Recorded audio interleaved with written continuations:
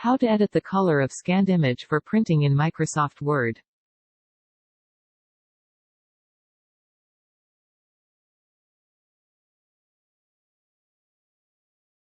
Insert the scanned image of the document. Go to Insert.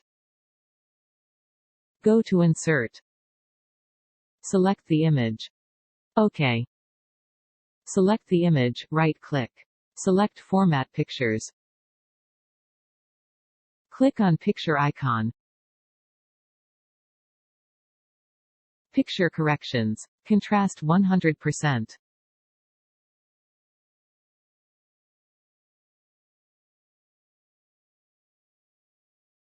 Brightness 20%. Sharpness 30% or 40%. That's it.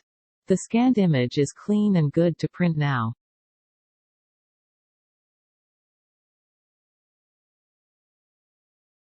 Go to Print Now, Control-P.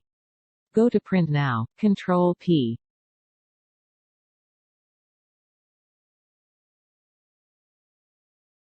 Thank you for watching. Please like and subscribe.